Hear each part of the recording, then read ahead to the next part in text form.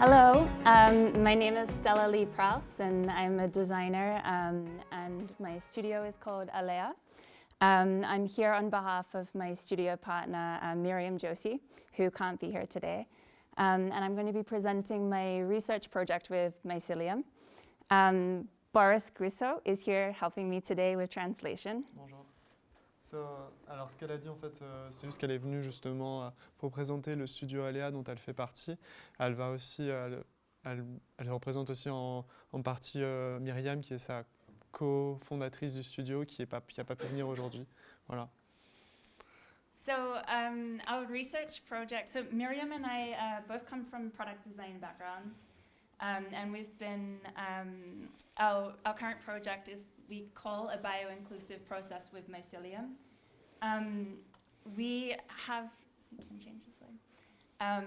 So our process, working with MYCÉLIUM has really led us to kind of redefine what we consider a designer to be and our roles as designers in a world with too many things.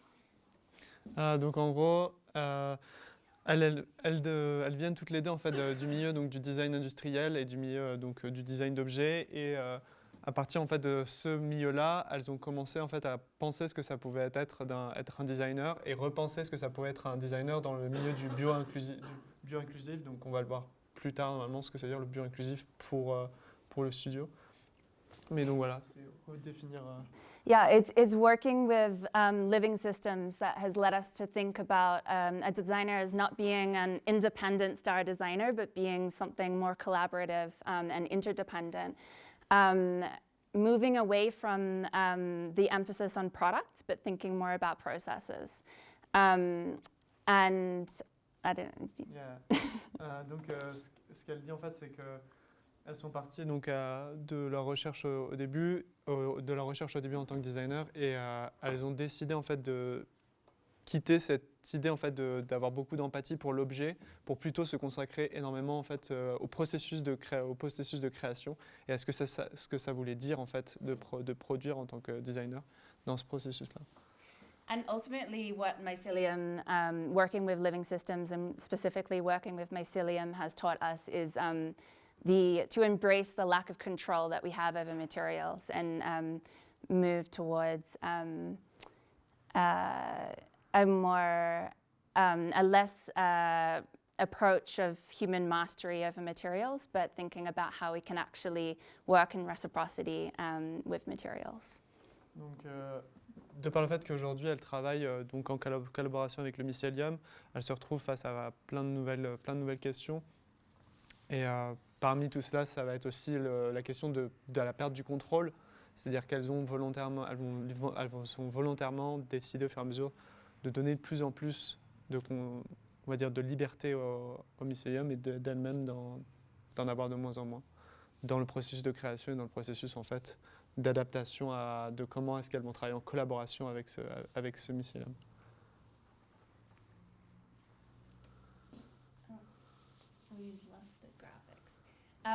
Our process we define as bio-inclusive, which is a term that we use to describe a relationship to working with nature that puts human and nature as equal and redefines our relationship to nature as one being integrated with and working with rather than othering.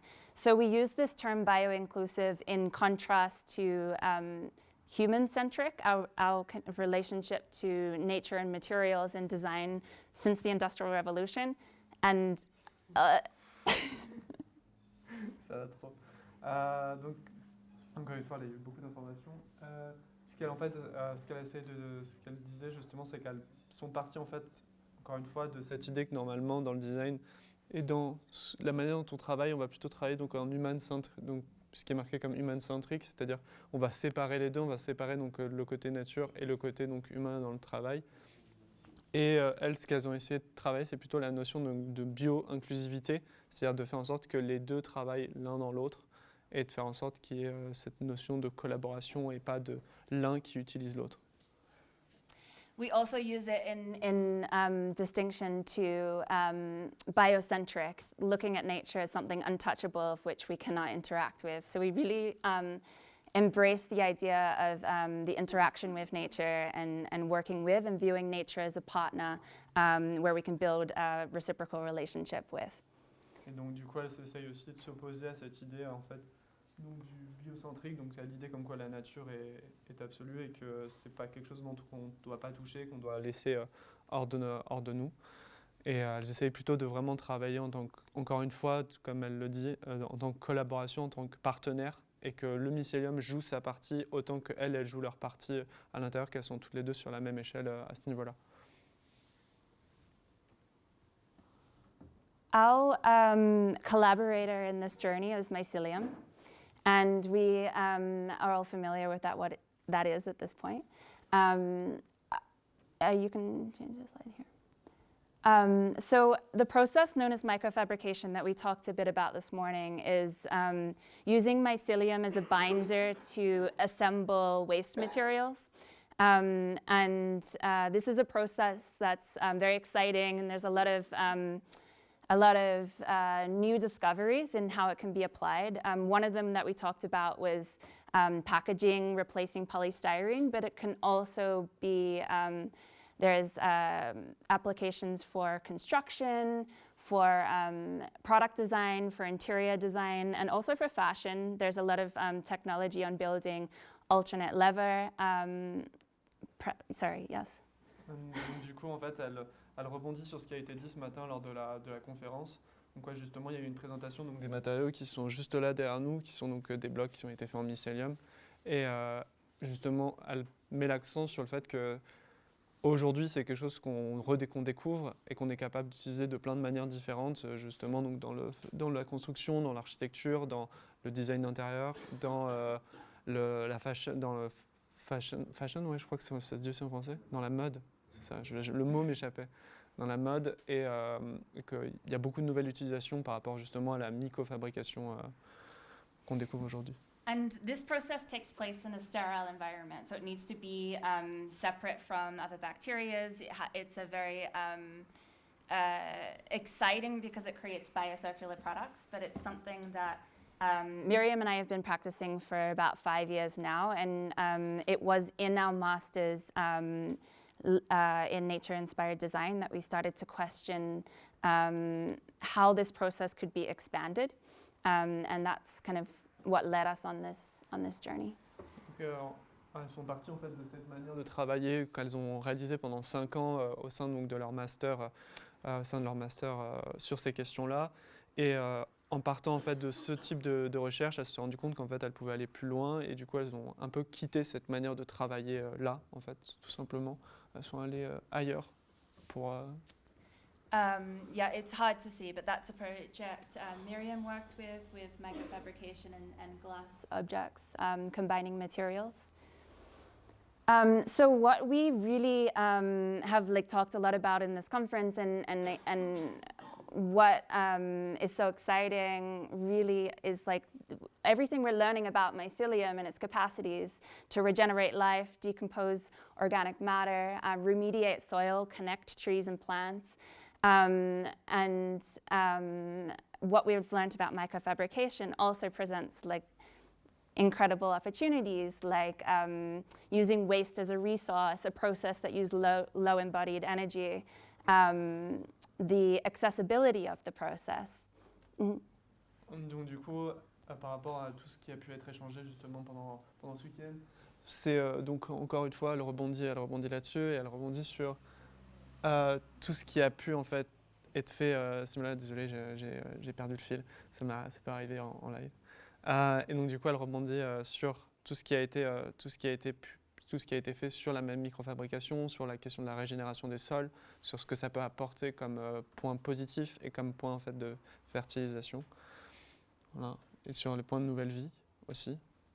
And what we want to explore in our process is how we can integrate the capacity mycelium has in the ecosystem into the fabrication process. So kind of bridging the gap between these two. And we identified a disconnect that we wanted to explore and expand on microfabrication for.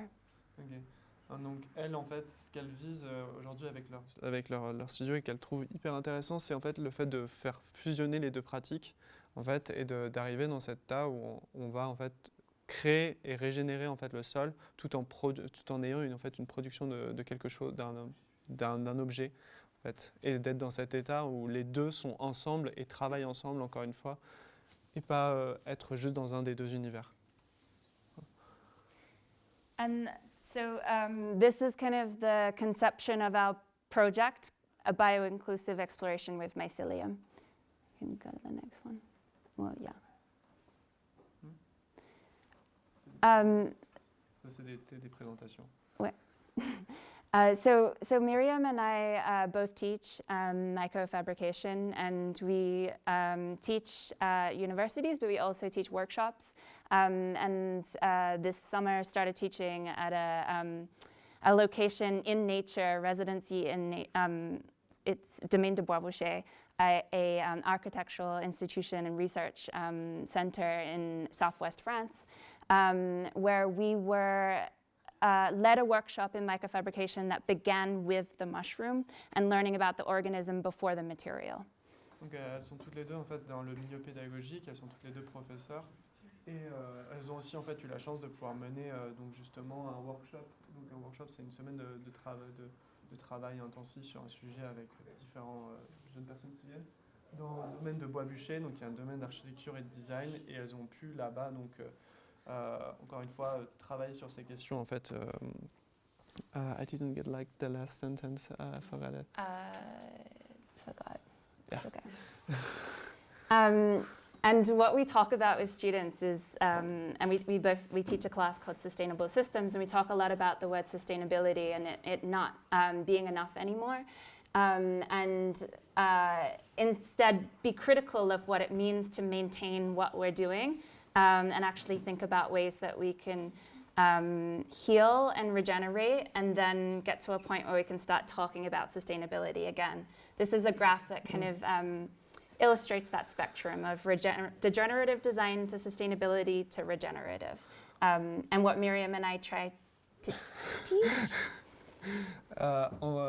Ce dont en fait elles parlent justement dans leurs cours avec leurs étudiants aujourd'hui, qu'elles essayent en fait de sensibiliser leurs étudiants dessus, c'est la notion en fait d'un design régénératif, parce qu'en fait pendant plusieurs années, il y a eu donc un design qui était centré sur le sustainable, c'est-à-dire, j'ai pas l'équivalent, le mot en français, durable, on va dire, ouais, durable, donc comme quoi en fait durable c'est pas assez aujourd'hui et qu'il faudrait en fait régénérer les sols ou régénérer l'environnement pour ensuite pouvoir parler d'être dans une volonté d'être durable, et qu'il fallait d'abord restituer ce statu quo, donc j'ai régénéré toutes ces choses-là, et c'est ce qu'elle est continue.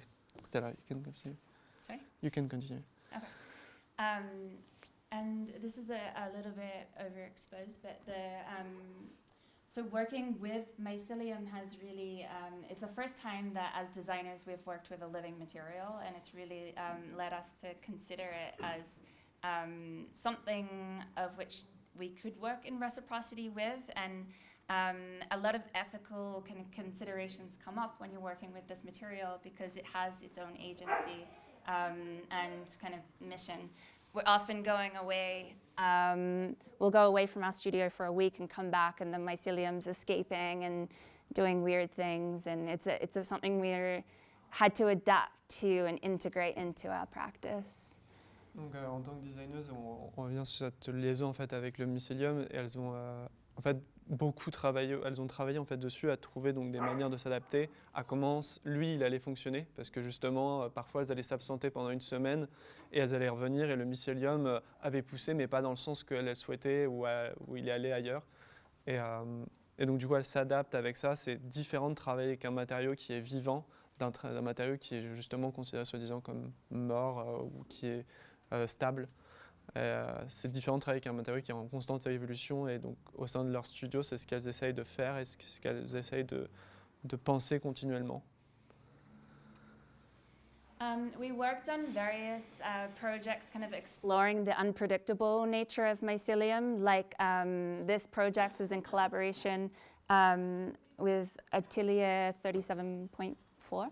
that looks to take discarded objects. It was an exhibition where participants or people that came to the show brought in an object that would be thrown away, and we inoculated it and let it grow throughout the exhibition and watched the mushrooms grow. Donc ça, c'est des exemples en fait qu'elles ont réalisés donc avec des personnes à l'atelier C 7.4 qui est donc qui était en fait l'idée de récupérer des objets que les personnes allaient amener et de les inoculer donc avec du mycélium et en fait de voir tout au long de l'exposition comment ces objets allaient donc évoluer avec le mycélium et allaient créer donc justement des nouvelles formes. Voilà. This was also the beginning of when we started to think beyond the mold and really question the finite plastic mold that contains the mycelium and think about other vessels in which to grow mycelium in. Donc là, c'est là où elles ont commencé à travailler à se poser la question donc, du moule dans lequel le mycélium était contenu et du moule en plastique et de se dire comment est-ce qu'elles pouvaient en fait trouver une autre manière en fait de faire un moule pour un objet autre que par le plastique. So here we started to experiment with molds that were permeable, that the mycelium could escape from, that were digestible, compostable, biodegradable.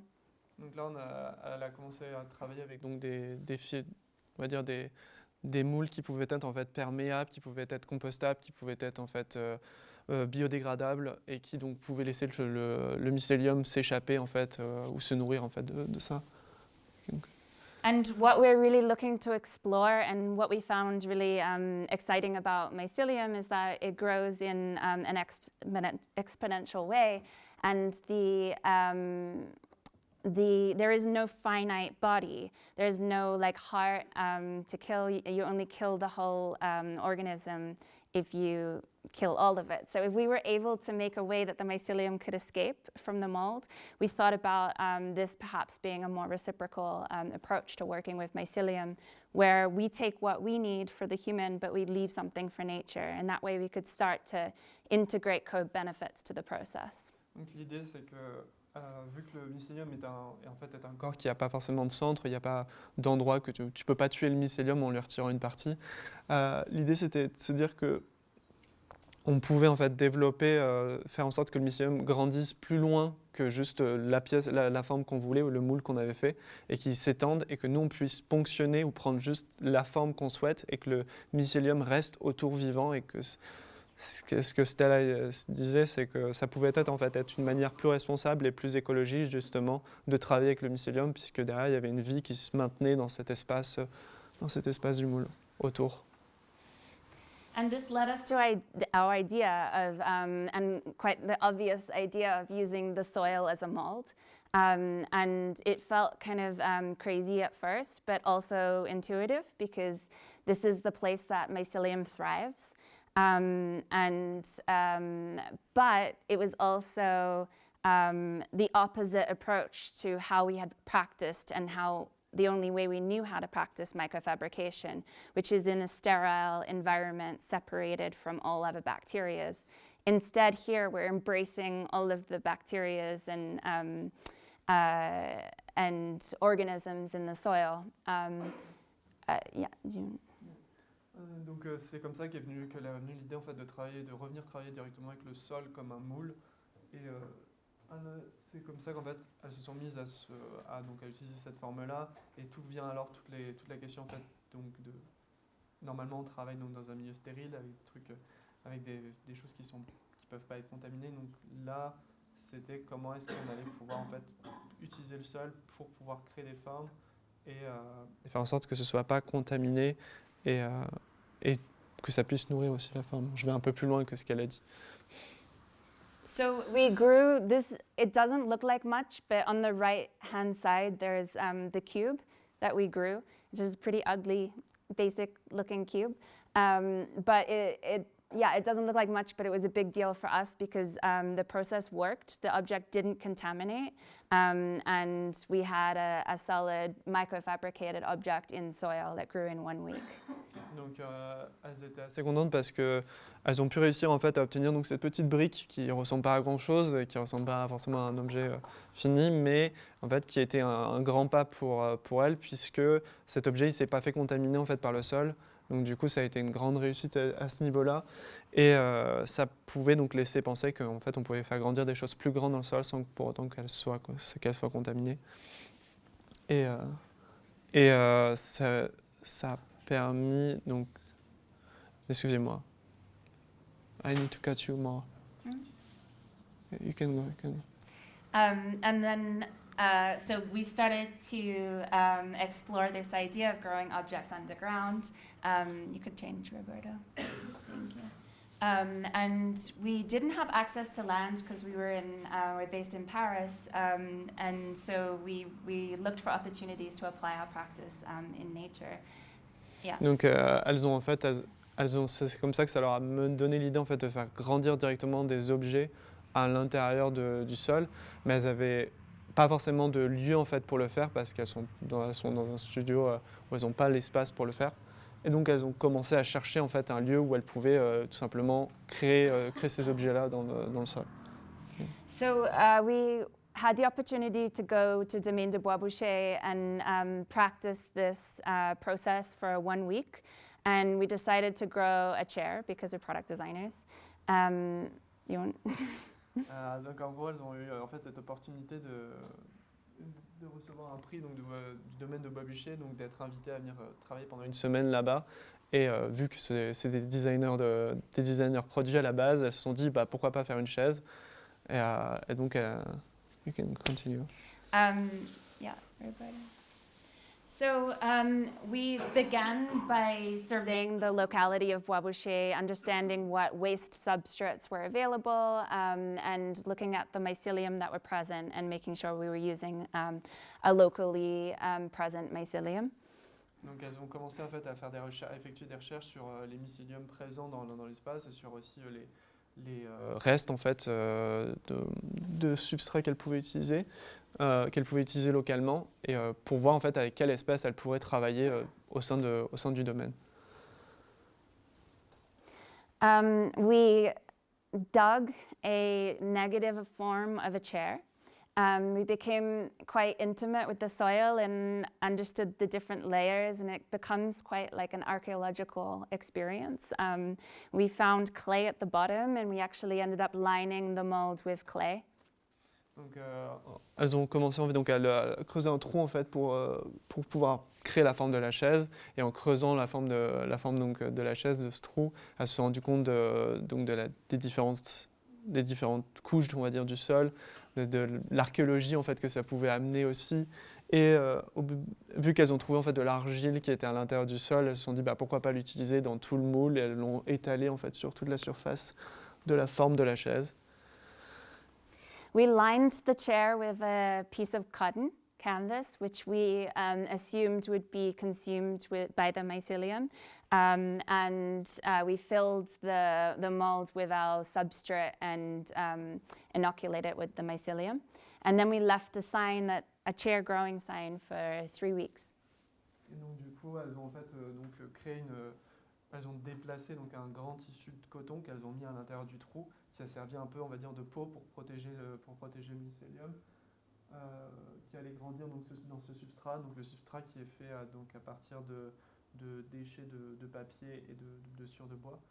Et ensuite donc, elles ont tout fermé et elles ont mis donc, un petit panneau, une chaise est en train de grandir pendant 3 semaines. And 3 weeks later, we came back and we harvested our chair. It was what we took out, you see on the right, and what was left behind was a mold that was lined with the mycelium. Donc en fait, 3 semaines plus tard, elles sont venues retirer la chaise et retirer donc ce qu'elles voulaient, donc la chaise qui au final était stable et qui était fonctionnelle et qu'on peut voir là sur le côté, sur la dernière image. Et ce qui est laissé donc du coup dans dans la terre, ça va être tout ce qui est dans l'intérieur du moule. Donc c'est tout ce mycélium qui a pu se déposer, qui a pu se mettre là et donc fertiliser aussi et fertiliser le sol. And voila, our chair. Next one. So on the right here, we have the texture. You could see that the mycelium actually consumed the fabric. So you can, it's hard to see right here, but the fabric that we lined the mold with actually became a part of the chair. Donc le tissu en fait qu'elles ont utilisé pour emballer le mycélium à la base, on ne peut pas forcément bien le voir sur l'image, mais en fait le tissu a totalement été mangé et il ne reste plus rien du coton, donc ça a bien servi à nourrir, on va dire, le mycélium au fur et à mesure du développement, de son développement. What we really were excited about this process was the vernacular aspect, the fact that we could think about how this could start with really what's available in the area and could be locally attuned. So really it would change according to the territory, down to the mycelium that's present, to the waste materials that are abundant. Donc ce qui les a vraiment intéressés, c'est la vernicularité de la chose. C'est le fait qu'elles pouvaient en fait se mettre à travailler donc, avec des produits locaux, avec du mycélium local, et donc à essayer de trouver comment elles pouvaient créer une forme avec ce qui était là sous ce qui était déjà là, que ce soit au niveau du substrat ou que ce soit donc au niveau du mycélium, et comment est-ce qu'elle pouvait après appliquer ça à d'autres endroits, mais toujours différemment forcément, puisqu'il y allait avoir cette question d'adaptation. We also began to learn a lot about the composition of soil and actually collaborate with scientists. So we're talking to well, actually, I'll talk a little bit about that in a moment. But we learned a lot about the importance of fungal biodiversity in soil and how adding mycelium adds to the composition of soil. So we started to think about ways that this process could integrate co-benefits like restoring soils, but also remediating. Donc elles ont commencé à travailler avec des scientifiques en fait, sur la question du sol et donc de l'effet du mycélium dessus. Elles ont essayé de voir qu'est-ce que ça pouvait faire dans la régénération. Elle va revenir dessus, elle va en reparler un peu plus tard. Et donc de ce que ça pouvait amener, donc, en fait tout simplement comme régénération et comme refertilisation, encore une fois, des qualités du sol. Je crois que c'est tout.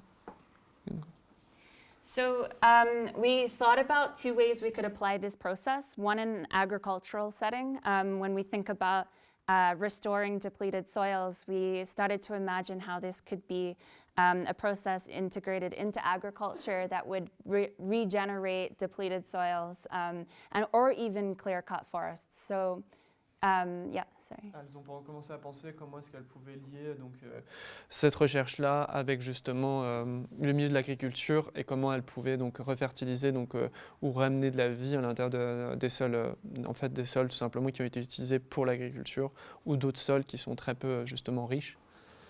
And then the other approach would be in an urban setting. We started to look and learn more about contaminated soils that surround Paris and specifically look to work with Terre de Paris. And these soils are exposed and filled with toxins, often excavated for metro lines or construction. And just being exposed have harmful effects to the people that live around these areas. Et donc du coup, elle s'est mise en fait à travailler donc avec la Terre de Paris pour en fait trouver des manières donc justement de récupérer cette terre qui a été fait donc des excavations de métro et de tous ces travaux-là qui est en général très toxique et de voir comment on pouvait l'utiliser différemment.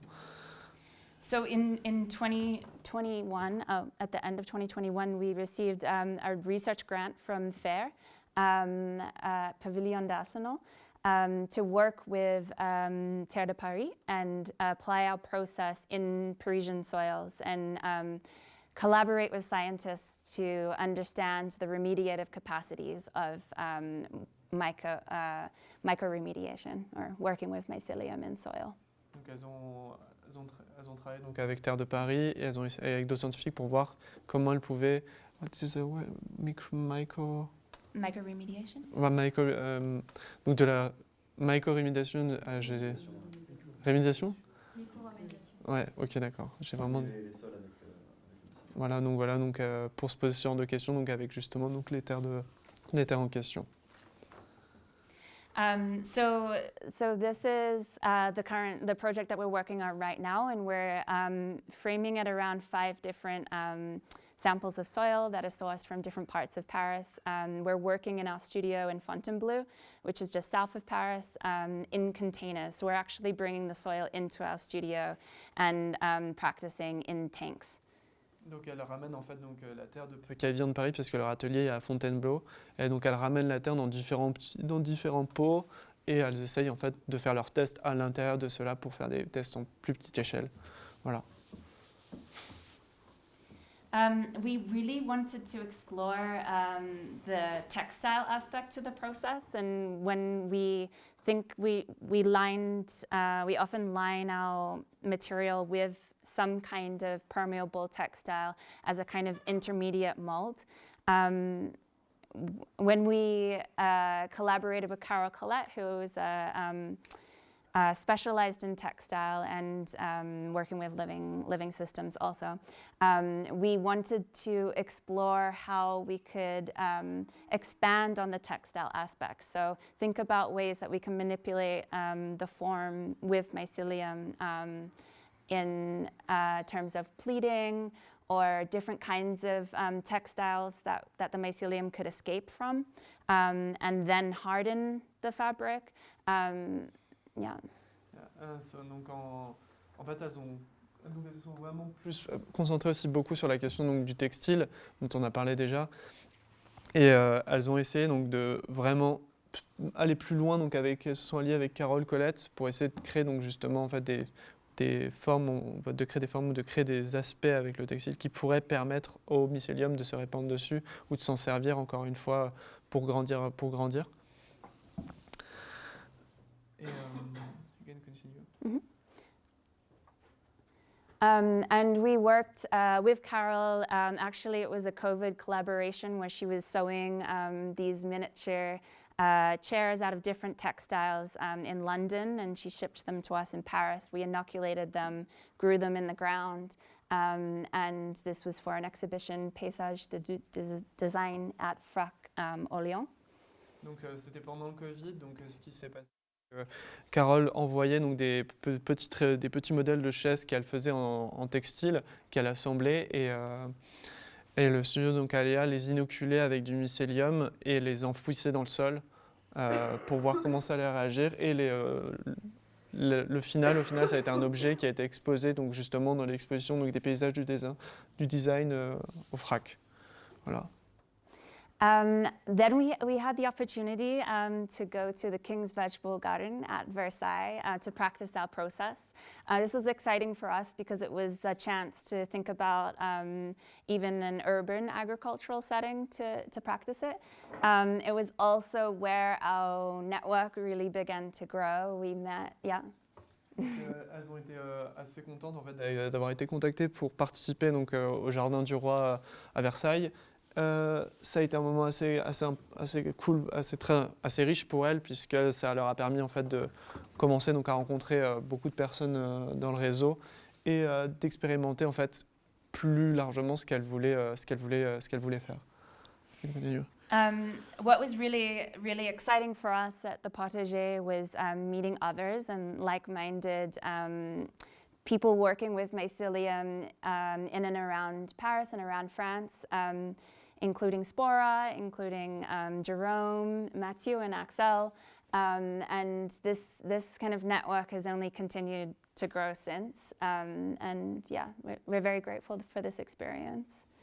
Donc ça a été une expérience très, comme je le disais, donc hyper fondatrice pour elles, puisqu'elles ont permis donc de rencontrer le studio Spora, qui est là en train d'aider, de rencontrer donc Jérôme aussi, de rencontrer aussi Mathieu, de rencontrer aussi Axel et And many others.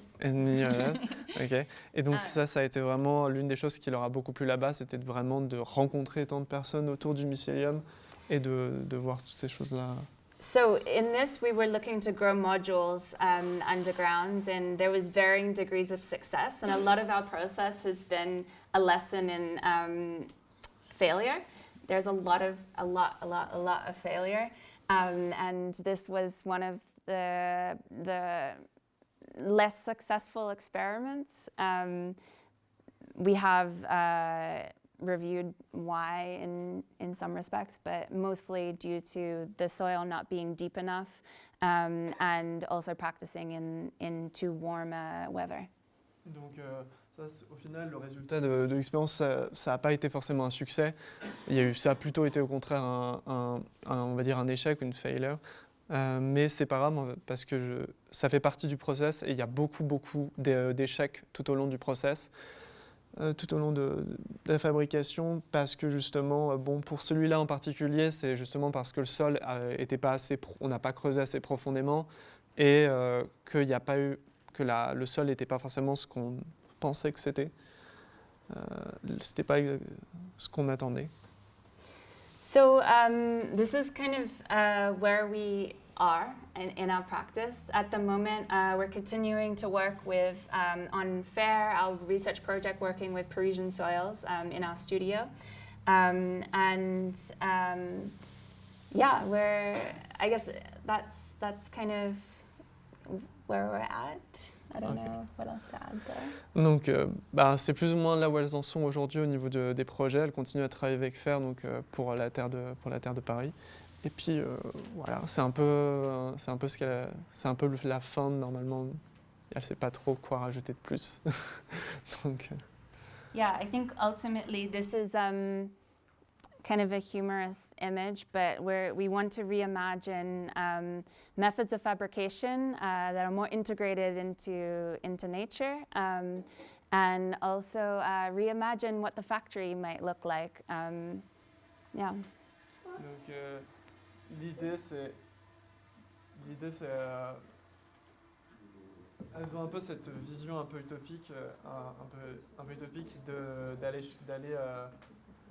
en fait tout simplement imaginer donc une usine qui serait en fait à l'intérieur du sol, en fait quelque chose qui serait totalement différent de comment c'est travaillé aujourd'hui et comment on produit aujourd'hui des objets avec le mycélium, et de voir comment tout cela pourrait évoluer par la suite. Voilà, c'est un peu une vision d'avenir imaginée. Yep, okay. That's it. Any questions? Yeah? So what's your future step? What do you plan to do if you want to share it now?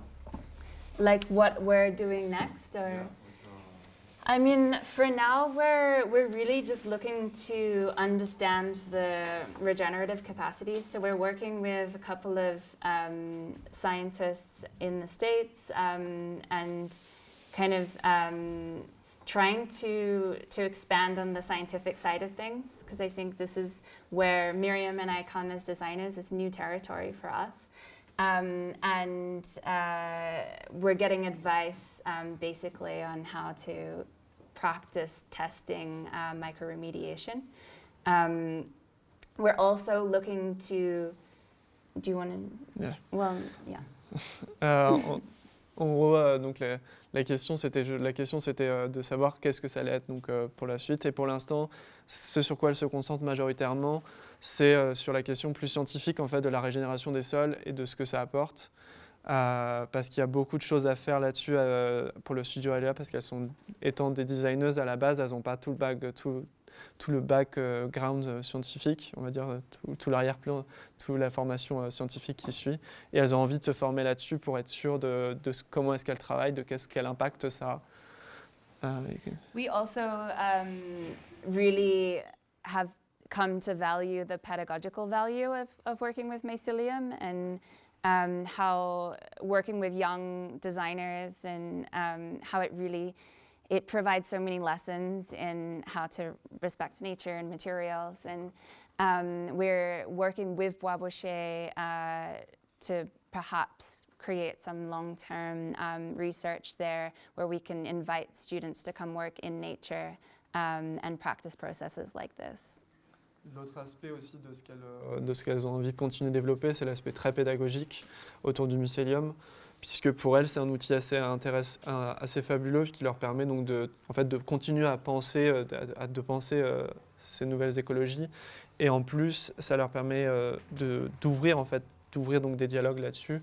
C'est pour ça qu'elles continuent à travailler avec le domaine de Bois-Bûcher pour essayer de faire venir donc des étudiants là-bas et de proposer d'autres choses encore par rapport à ça.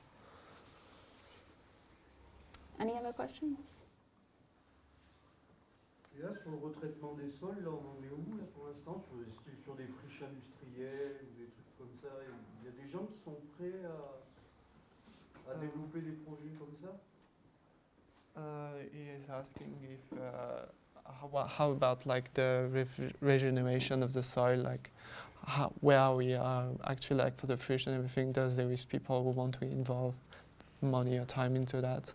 Into the regenerative part? Yeah. Well, the grant that we have is looking to expand on that, even though it's quite small.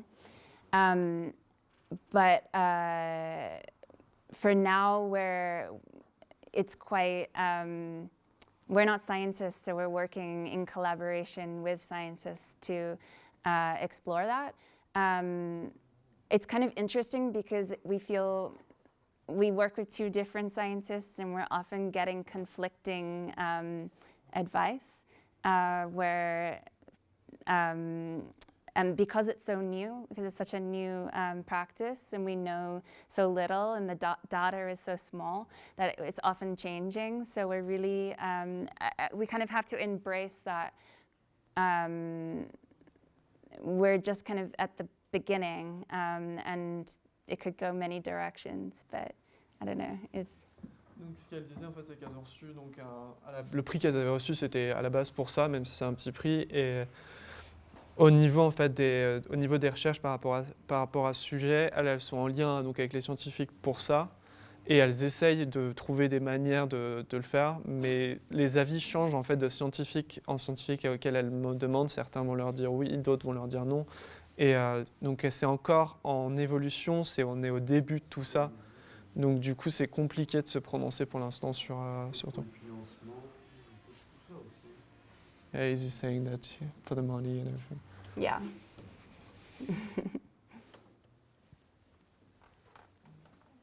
Yeah. Do you imagine other products than just share? Yeah. To mycelium, or maybe when you talk about regenerating soil, I was wondering if we can maybe create products in link with agriculture, forest agriculture. Absolutely. I think we did a chair because it's just, it's a symbolic design that kind of is a nice way to represent the material, but we're not that interested in chairs.